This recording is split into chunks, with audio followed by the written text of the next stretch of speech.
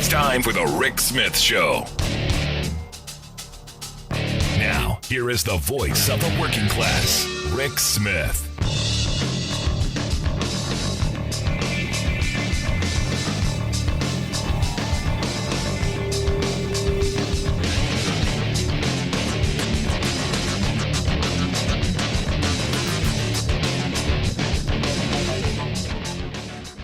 Here is Rick Smith. So as I've been saying for years, Republicans hate working people. Look at what they do. And now, look at what they're saying. You know, as I've been saying for the past couple of days, you got Nikki Haley going, you know, it's all Joe Biden's fault. When you tell people they can unionize, they do. And they fight for wages, hours, and conditions. And they want better. See, we need to kick them with those pointy-toed shoes that she so told those Walmart shareholders she wore to kick unions when she was governor of South Carolina. And now you got Tim Scott saying, fire them all.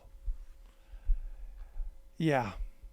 So when do we throw these bums out? Anyway, here to share some thoughts on the latest revelations. I've asked Noah Leonard to come talk with us. Noah's a reporter over at Mother Jones Magazine. He's got a piece out. Nikki Haley and Tim Scott are here to remind you, Republicans hate unions. Noah, thanks for taking time for us. Yeah, no, thanks for having me on. Yeah, this is one of those ones where you don't the headline doesn't make it too ambiguous for you. It cuts straight to the point. But yeah, like you said, this week was I was actually surprised, not by that's maybe what they would say in private, but that's what they're saying in public as presidential candidates in 2023. I mean, it's yeah, you had Tim Scott saying basically fire them all if that's legal. Obviously, he was unaware that it is not legal and you cannot fire private sector workers en masse, willy-nilly. And then, yes, you have Nikki Haley, I mean, just saying, I was a union buster as governor. You know, that's her quote.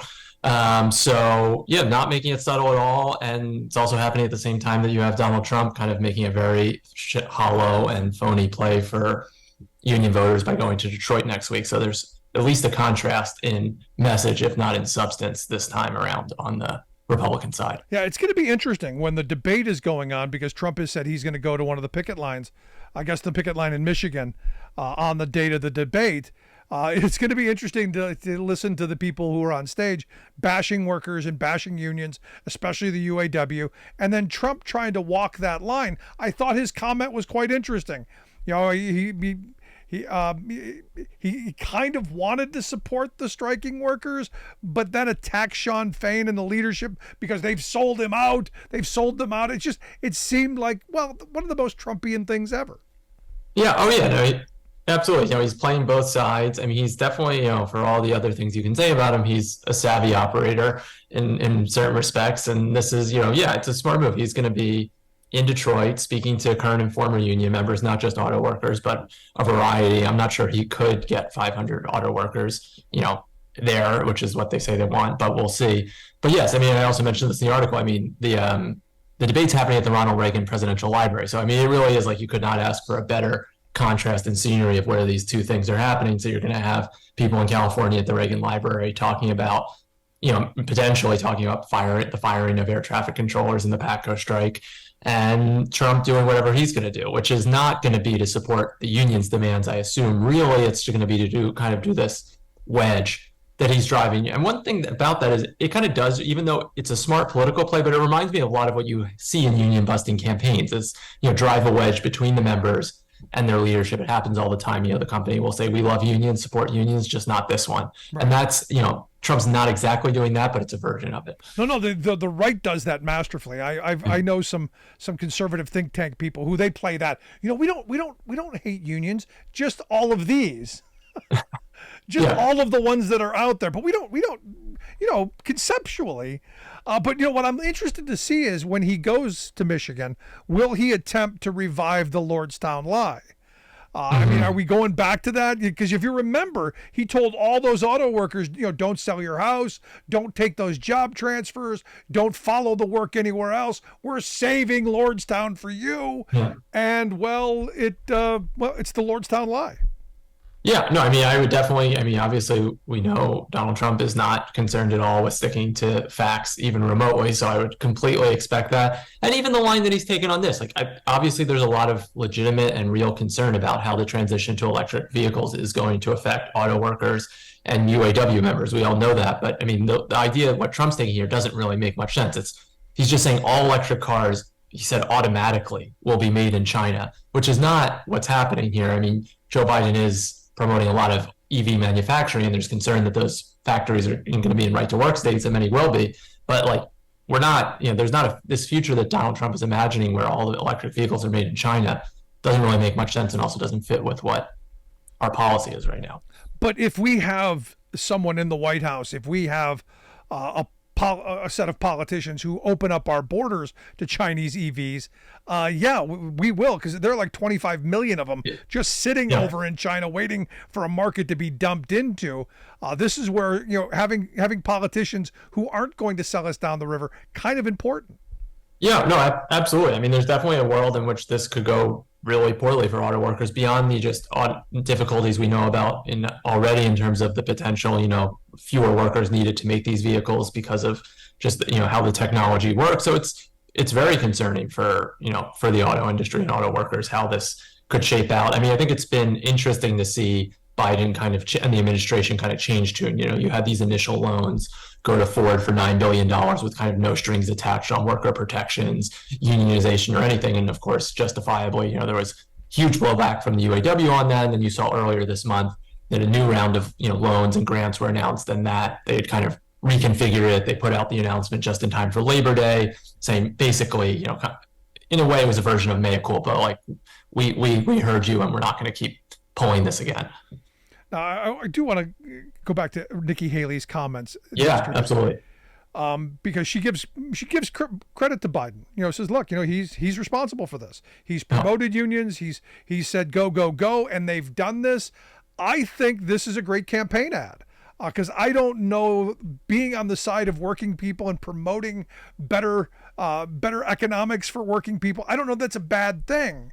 Now, I know who Nikki Haley was talking to. I know who Tim Scott was talking to. It's not the people who are doing the jobs, building cars or plowing fields. It's the CEO class. It's the folks who, at the big three, pocketed a 40% wage increase over the last 4 years. Those are the people they're talking to. So my hope in this is that we pay attention and actually listen to the words coming out of their mouth. Yeah, I'm glad you brought that up. And I was just pulling up while you're talking, one of the direct quotes from this is, she said, in this interview, but when you have a president that's constantly saying, go union, this is what you get. And, in a world in which this works out well for the UAW, and they get a strong contract, and as Biden and the union have said, if record profits do mean does mean a record contract. I mean, yeah, it's a very good, definitely something for Biden to be running on. And I also think it's interesting in her remarks too. It's like this distinction she creates between taxpayers and union members. She was saying, if taxpayers were offered a 20% raise, I'm sure they'd be thrilled. Basically saying these greedy, good for nothing union members won't take 20%. And of course, it's BS. And in the sense this is 20% over 4.5 years happening after years of high inflation. No COLAs are part of that. But yeah, this idea that union members are not taxpayers. At the same time, these companies are paying basically nothing in federal taxes. So they are not really taxpayers. And this is one of those things that I talked about the other day, because you bring up this idea of union members and taxpayers. Oddly enough, union members pay higher taxes because they make more money. So the more they earn, the more they pay. That's how our system works. What's happened over the years is wages have been so stagnant. And, when Mitt Romney, you remember back in 2012, he got hammered for saying 47% of the people pay no federal taxes. And I said, you know what? Those 47% of people would love to pay taxes. They would jump for joy to pay taxes because it means that they'd be making more money. For me, this is one of those moments where we should be flipping the script on this and saying, look, yeah, I'd be happy to pay more taxes if it meant I had more money in my paycheck.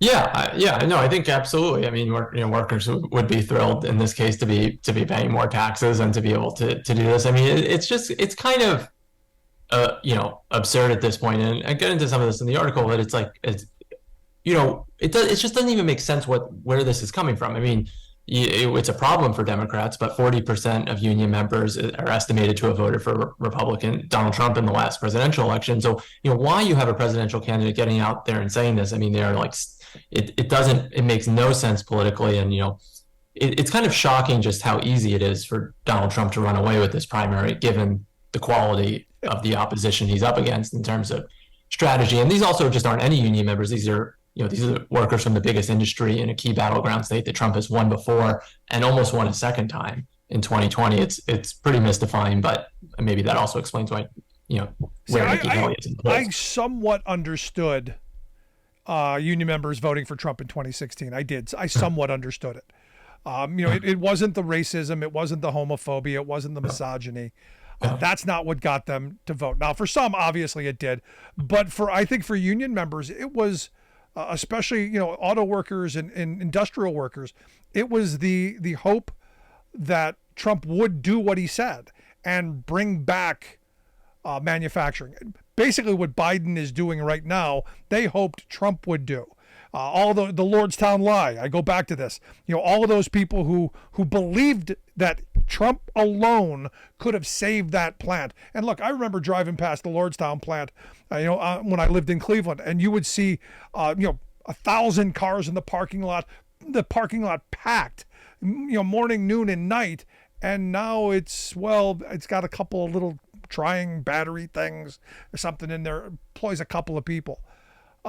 Those folks wanted, and hoped those jobs would stay. And Trump told them, I alone can do it. And he lied.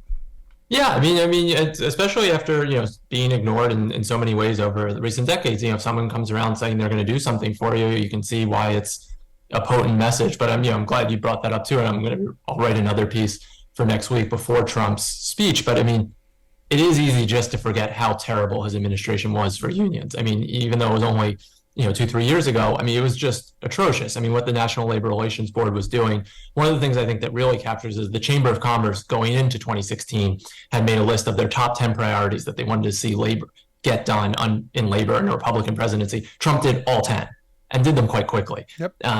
This was a shopping list for the Chamber of Commerce and business groups. And, you have Antonin Scalia's son being the labor secretary, his original pick being a fast food executive. I mean, it's a joke. But so, I think it's easy. It gets missed a lot because I think sometimes the media can focus too much on, will this strategy work or won't it, as opposed to the substance of what did he actually do when he was president.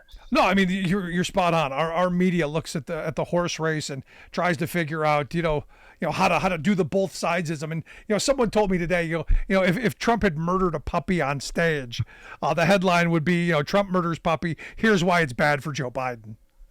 I mean, because, or here's why it's Joe Biden's fault. Yeah, and without being a partisan about it, or saying he's perfect when he's not. I mean, it is also worth remembering. The flip side is it's not just that Trump was very bad for unions; is that Joe Biden, for the most part, you could point to some exceptions, has been unusually good for a Democratic president, especially when it comes to the National Labor Relations Board. Yep. And union organizing. I said, and I said this before, and I'll stand by it. If he did nothing but appoint Jennifer Abruzzo as the head of the NLRB, I'm happy with his administration. Now you throw in all the accomplishments, the rescue plan, the infrastructure bill. You throw in all of the things that have come around that. That just makes it so much better. But the people that he's put into positions of power to help undo some of the damage of the past, to help us get an opportunity to fight for better wages, hours, and conditions, I'm thrilled with it. Yeah, no, I mean, I think there's a lot to be happy with, and there's more. We're still not through this administration. So I think that, and sometimes he's like, there's a lot of discussion now, and I think it can be important and not to dismiss it, but like, will he go to the picket line or will he not, Joe Biden? And it's easy. There's in some ways, a lot of what's more substantive than that is what his Department of Labor, what the Labor Relations Board is doing, and I think that often doesn't get a lot of coverage. It's not, it's not the thing that is often. I said from the beginning, I think he borrows Obama's comfortable shoes, because Obama promised us that he was going to walk a picket line. He had comfortable shoes. He was going to do it. Never broke those out. Maybe Biden can borrow him and walk the line, or at least maybe send Obama to do it. Yeah. Yeah, no, absolutely. And one thing on this, I'm saying, kind of my views here, and but I would also add, if there are any auto workers, particularly on strike, but any UAW members of the big three listening to this, I'm eager to talk to as many of you as possible. So, I'm easy to find on motherjones.com or on Twitter. So yeah, eager to get your perspective, confidentially or on the record as well. Now we're going to be heading, we at the program, we're going to be heading there this weekend, out to Toledo on Saturday and up to Wayne on Sunday, depending on what happens. I mean, if they shuffle things around, we'll move where we need to go, but we want to go out and do as many, have as many opportunities to talk to people, because ultimately we're in a which side are you on moment in this country. At least I think so. Yeah, I mean, I also think it's just been amazing to watch, Sean Fain, and I guess I should say full disclosure, I'm a UAW member as well through our union, but to see Sean Fain and the way he's framing this, it's so refreshing. It's not the kind of rhetoric you hear from just very much anymore. Talking about yes, we don't like this economy and we're going to wreck it, and there's just kind of no ifs, ands, or buts about it. But he's also, and turning to scripture to make his case. I mean, it's been pretty amazing to watch him go about leading this strike as well. No, what I like that he's done is, one of the frames that we use here on the program all the time is, it's not red hat, blue hat, it's up, down. It's not right, left, it's up, down. It's always been up, down. Yeah. They force us into red hat, blue hat, left, right. They force us in that, so we eat each other. He's saying, look, when it was said that Trump was going to show up, he goes, he's the kind of person that we're going after. We're going after billionaires, the kind of person that he is. And I thought that was the right frame. Yeah, no, I was interested when Trump was initially saying something. I wondered what they would say. Would they say, we welcome any support? We're not taking sides, because obviously, members have a wide range of political views and a wide range of attitudes towards Trump. But it was fun to see them come out immediately and just say, basically, screw this guy. He's a billionaire, and that's exactly what we're against. Yeah, a good piece though. I hope folks will take a look at it. We'll get links out on social media how you can take a look at it. I think you guys are doing great work over there at Mother Jones. But the piece, Nikki Haley and Tim Scott are here to remind you Republicans hate unions. And the Rick Smith Show will tell you Republicans hate working people. Just look at what they do. Motherjones.com, the website. Noah, I appreciate you taking some time for us. Good stuff, man. Of course. Thank you. Noah Leonard. Again, make sure you check out the work that he does over there at Mother Jones. Going to take a quick break. Back with your thoughts. Stick around. You listen to the Rick Smith Show. We're working people. Come to talk. From the steel mills of Pennsylvania to the auto factories of Michigan to the modern makers movement, manufacturing makes our nation great. I'm Scott Paul, president of the Alliance for American Manufacturing. We bring business and labor together to advocate for policies that everyone can agree on. Together, we can strengthen manufacturing and create good-paying American jobs. Help us keep it made in America. It doesn't matter what kind of weather. It doesn't matter what time of day or night. When Mother Nature's done her worst, the only thing that matters to us is keeping the lights on for you. The hardworking women and men of the International Brotherhood of Electrical Workers, dedicated to keeping the power on in communities all across the country. Because when bad weather strikes, we know what matters most. IBEW, the power professionals. Indigenous people have been saying that we feel a shift in the climate for decades. Climate change is here. The time is now to pass the torch on to the next generation of clean energy warriors. We need to put the land back to work for our people. That means creating jobs for them to live and thrive in our communities. The time is now. Congress must invest in clean energy.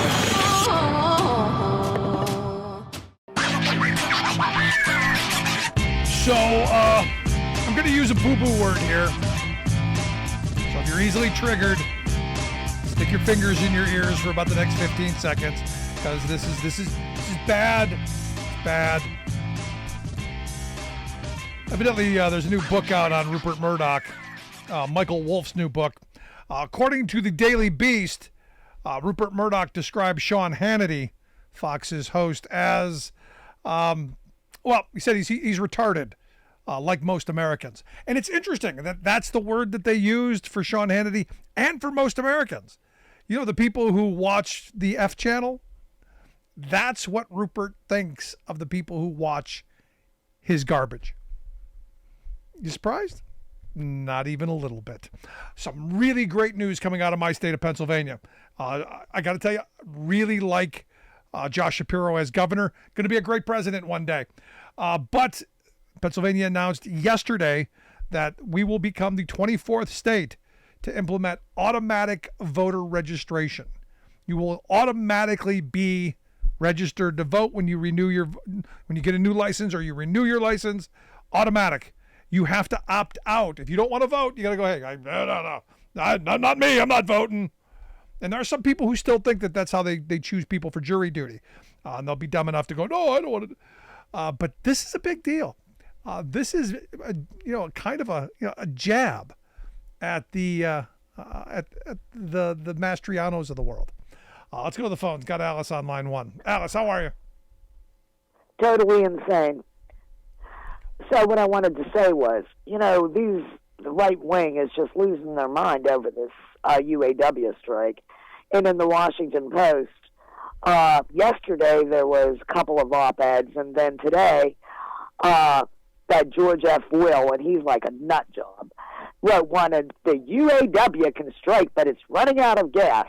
And then they're going on and on, how basically the union's bad and they're greedy. And I'm thinking to myself, people actually believe this that are on the right wing. I don't know what, where their brains are, because they're believing this stuff, and yet some of them are working in the same fields where there are unions. And because I know a couple, and they're like, well, yeah, and this always cracks me up. Well, I'm not worried about that because we have a union, and even though I don't belong to it. And I'm like, just looking at them going, really? So in one breath you're saying the union's bad, and in the next breath you're going, but they'll fight for me. Yeah, because they have to. It's just insane. But you have a good evening, Rick. Thanks, Alice. Appreciate it. No, the reality is, and this is where, I'm hoping in this moment, we're able to have a national conversation around, what Republicans are really out loud saying. They're saying that they want workers to work for poverty wages. They are saying out loud to our faces that you're not worth a decent wage. It's what they're saying. Nikki Haley, the union buster governor, was quite happy to say out loud in front of people that she didn't want unions to come in and change the environment, which means the workers of South Carolina are quite, they're quite happy working for virtually nothing. They're happy working for poverty wages. They're happy making shareholders billions of dollars and with no protection whatsoever. They're saying this stuff out loud. And look, the scary part of this is a lot of the new manufacturing is ending up in states that are run by people like Nikki Haley, are going to red states.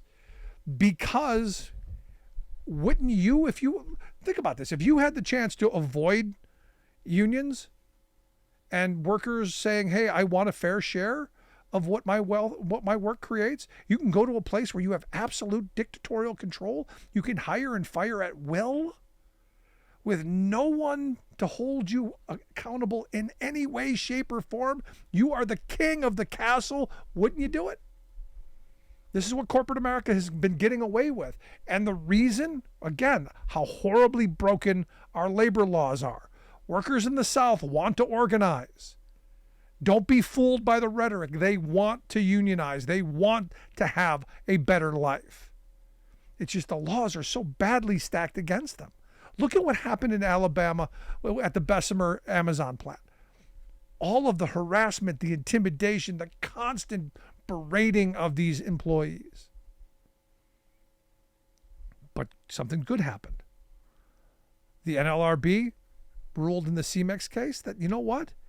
if you violate the law, if you break the law, no more, posted notice, no more promise not to do it again until the next time you do it. Now they're saying we're just going to impose union recognition. This could be a game changer, especially in the South. And again, this is why I'm a big Joe Biden fan. And I think you should be too. Want to hear your thoughts? Email me, rick@thericksmithshow.com. Miss any portion of the program? Make sure you grab the podcast. Wherever you find your favorite podcasts, you'll get ours. Quick break, right back.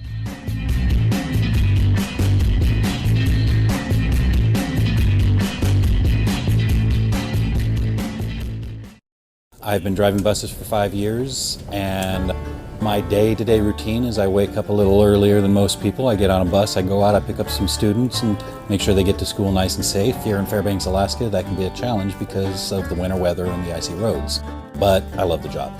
So the Teamsters are great. They provide us a lot of protections. They've always taken care of their people, made sure that our jobs were secure. We didn't have to worry about whether or not we'd have a job from day to day. And that's amazing because before we'd be working 4, 6, 8 hours a day and only earning minimum wage was real difficult to make a living. And then the Teamsters pushed the law so we make something we can live off of and not have to have a second job. What absolutely gives me peace of mind, the union membership allows me to focus on this job without having to worry about whether or not my family is going to be taken care of. I'm Andrew Case and I'm proud to be Teamsters Local 959.